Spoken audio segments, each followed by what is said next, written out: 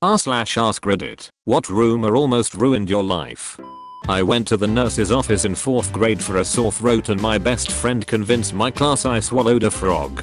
When I was 17 I had a seizure at work, which was a Saturday job in a small town pharmacy. It was nearly the end of the day and there weren't enough other staff members for the shop to legally be open, so they shooed out the few customers and closed early. The following Saturday it felt like every other customer was telling me about that poor girl who died here last week, with one little old lady swearing up and down that she'd watched the paramedics wheel out the corpse. She was very disappointed when I told her that I was still very much alive and that the paramedics didn't even get called. The pharmacist was like, "Oh yeah, I forgot to mention that people thought you died. Thanks for the heads up." Guy whose house we were playing cards in told me go upstairs and get a pack of cards from the top drawer of the first room on the left. While I'm up there another guy comes out of the bathroom and gives me a funny look as he passes me rummaging around in the drawer. I go downstairs with pack of cards in hand to see the second guy telling the laughing house owner he saw that sleazy bastard looking for your sister's panties to sniff. Situation explained. Everyone laughs but I still end up with the nickname Sniffer for a few months. That I do coke. It was spread by concerned teachers and I was still in elementary school. When I was 16 in high school, a girl I didn't really know started a rumor that I had a huge thing. Apparently she was being teased in the girls' locker room for not really experimenting with guys, so she lied about experimenting with me because I was a safe choice. I was an athlete who hung out with the popular kids, but I never really had a steady girlfriend so there was nobody to contradict her story. She then embellished her story to make it sound like she scored a major catch. It ended up being a blessing and a curse, because although I definitely got laid more than I would have from girls who just wanted to see if the stories were true, my average size sklang inevitably didn't live up to the hype. I had a major operation on my right eye, detached retina, in 8th grade. I was out for almost 2 months recovering. Someone decided to tell a bunch of fellow students that I got a hot Cheeto stuck in the back of my eye. I didn't even know how to respond to all those MySpace messages. About 2 months into my senior year, a new girl started at school.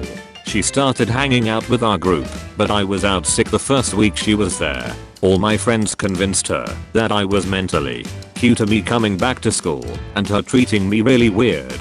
I asked my friends what was up and they confessed what they had done. Do you know how hard it is to convince someone you're not when they already think you are?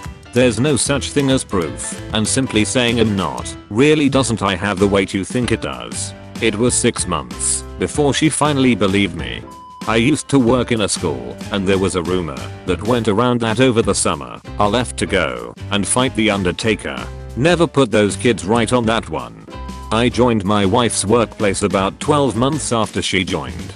When we worked together, same department, same roles, we'd keep mostly away from each other so not to crowd each other. When we'd take breaks, we'd be hanging out together. You know, normal stuff. Thing is, no one picked up on the fact that we were husband and wife. They knew she was married and that I was married, but not to each other. Someone saw us holding hands on the walk back to our car after work. Someone else saw us kiss when I dropped her into work when I had the day off. And rumors started flying around that we were cheating on our significant others.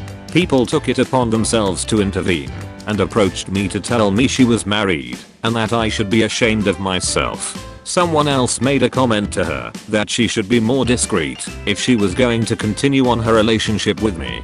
Truth be told, we both found it pretty freaking funny. Didn't get a chance to run with it because we were so taken aback by it when it was brought up to us individually that we just blurted out the truth on the spot.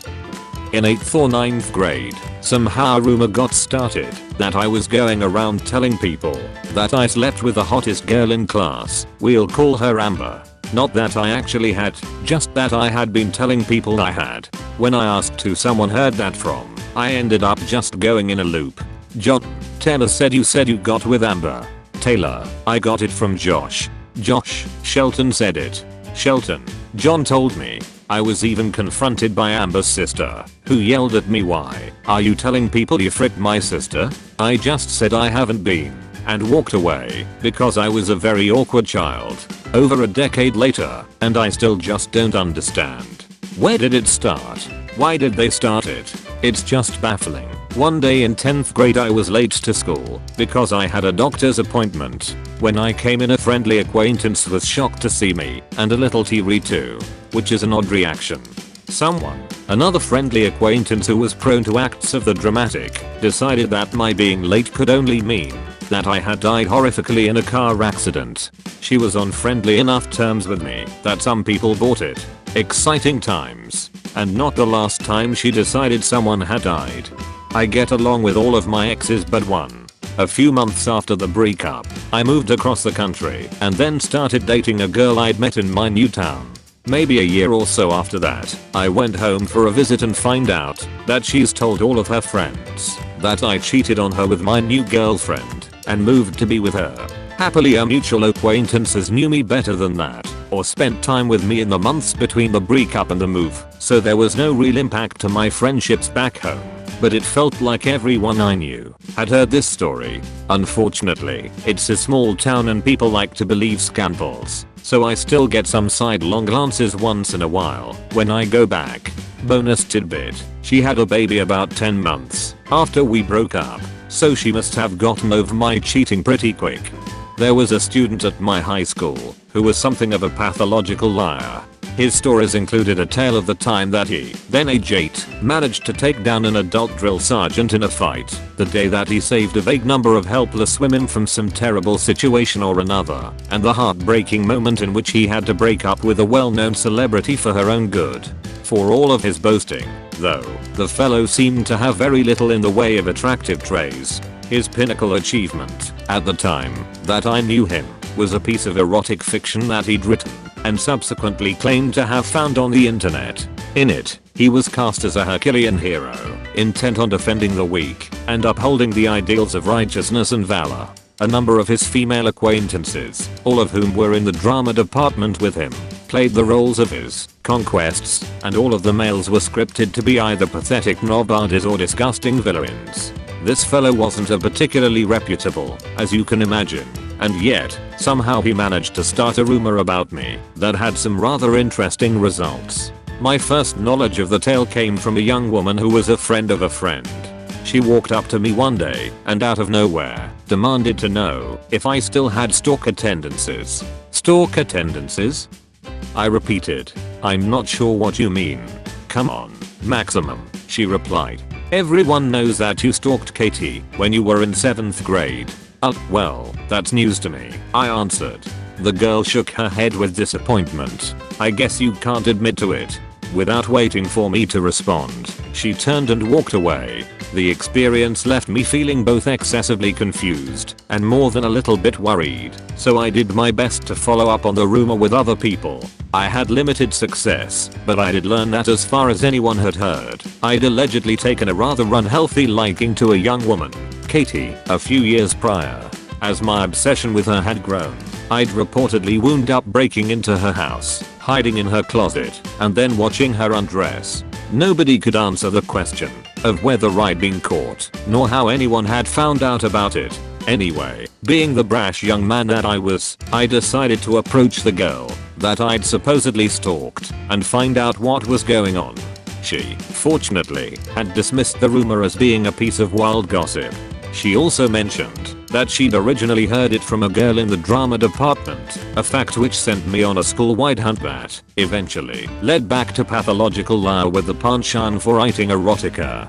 He, of course, claimed to have heard it from someone else, and he was altogether too noble to tell me his source. "Well, that's fine," I said, taking care to speak loudly enough for everyone around us to overhear.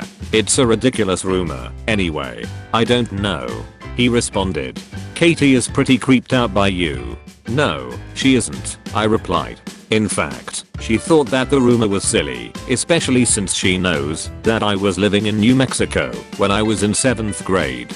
That seemed to stump him, and I left feeling both satisfied and smug. But it was a short-lived victory, because the very next day, a second rumor went around, in which it was alleged that not only had I internet stalked Katie in 7th grade, which would have been in 1999, but that I'd actually convinced my parents to move to California so that I could be closer to her. The debacle with Katie's closet apparently took place within moments of my arrival in the state.